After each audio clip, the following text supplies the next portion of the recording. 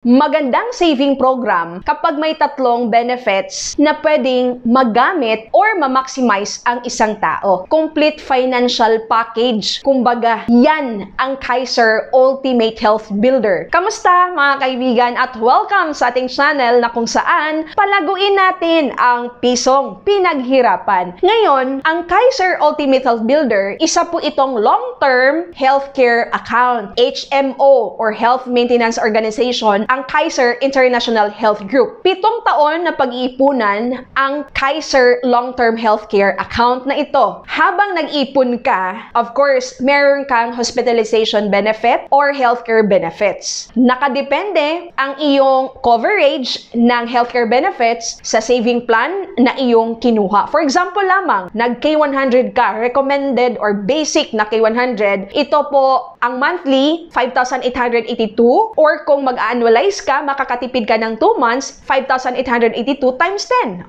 Ngayon, ang coverage niyan or ang hospitalization niyan during sa first 7 years ay 60,000. So, per year po yan. Now, kung hindi mo magamit yung hospitalization benefits na yan, ang kagandahan, mako-convert into savings kasi magiging bonus or cash na pwede mong ma-receive, makuha upon maturity which is on the 20th year. So, 7 years mo siya pag-iipunan and then 13 years, mag-grow yung iyong healthcare account kasi magsisimulang mag-earn ng interest on the 8th year. On the 8th year, wala ka nang huhulugan dyan, hindi ka na maglalagay ng pera dyan, pero ang iyong healthcare account magsimula na mag-gain ng income o meron ka ng investment income. Yung investment or interest income na yon, mag-a-add-on siya doon sa iyong healthcare benefits. Kaya nga, on the 8th year onwards, nag-a-accumulate or lumalaki, nagbi-build up yung healthcare benefits mo. Kaya kapag during this time, ditong ospital ang isang tao, mas malaki na yung magiging healthcare benefits niya. Actually, makikita mo yan sa iyong schedule of benefits na nakalagay sa iyong Kaiser Online Portal System or OPMS sa iyong Kaiser account. Now, aside sa pagkaroon mo ng healthcare benefits or hospitalization benefits, kasi importante talaga na mapaghandaan natin na what if magkasakit, meron kang magagamit on top doon sa PhilHealth mo, di ba? Or kung halimbawa naman, meron kang healthcare benefits sa company mo, kung hindi talaga sapat yun, dahil alam naman talaga natin, sobrang mahal magpagamot sa panahon natin ngayon, that's why, importante meron ka talagang ipon para sa iyong sariling healthcare fund. Now, aside sa pagkaroon mo ng healthcare benefits with Kaiser Ultimate Health Builder, meron ka ding tinatawag na protection or insurance benefit. Yes, term life from first year to 20th year. So, depende po yung insurance coverage mo, again, doon sa plan na iyong kinuha. So, katulad po nitong K100, meron kang basic term life na 450,000 pesos at kung ang cause of death ay accident, magiging 900,000 pesos. Ibig sabihin na doble times 2. Now, on top of that additional benefit of insurance, meron kang savings or investment. Yes, ito yung kagandahan with Kaiser Ultimate Health Builder dahil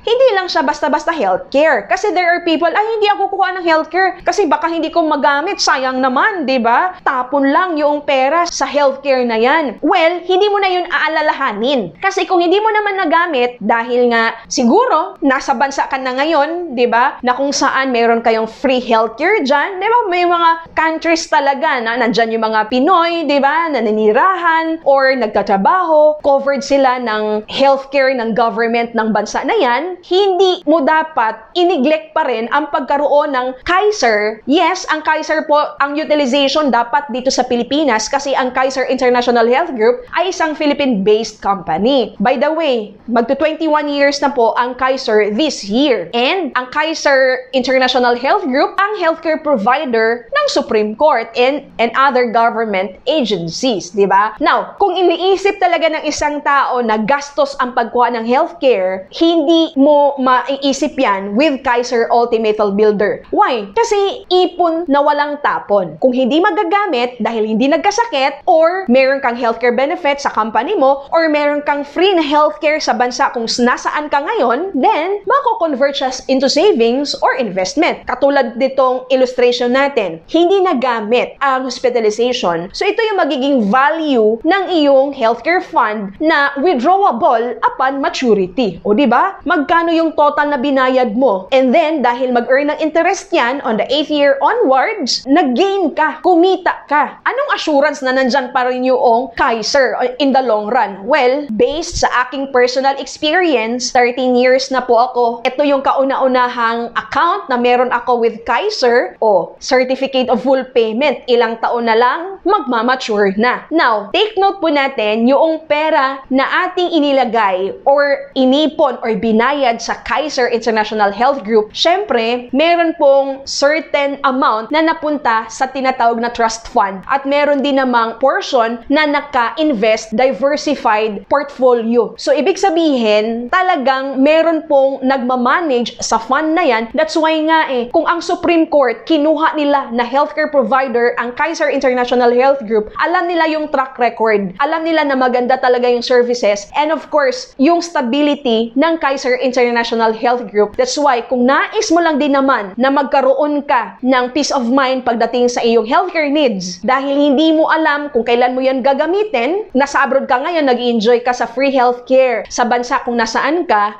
pag nagbakasyon ka dito sa Pilipinas, doon mo kakailanganin ng healthcare, anong gagamitin mo? At wag na wag mong i-delay ang pagkaroon ng healthcare fund dahil meron pong age limit ang Kaiser Ultimate Health Builder. Yes, hanggang 60 years old lang ang pwedeng mag-apply ng Kaiser Ultimate Health Builder. Kaya kung nais mo magkaroon ng ipon na walang tapon, savings na talaga namang ma-maximize mo ang 3 benefits at syempre ang account na kung saan ma-covered yung mga what-ifs ng buhay. What if magkasakit, meron kang healthcare? What if maagang mawala, meron kang insurance? Maaari matanggap yan ng iyong pamilya, ng iyong beneficiary? What if naman mahaba yung buhay mo, you live too long, then meron kang magiging additional fund na pwede mong magamit for your retirement. Yan ang Kaiser Ultimate Health Builder. Ito yung mga sample plans na pwede mong pagpilian. Kaya kung nais mo na magkaroon nito, abay, just let me know so that I can guide you.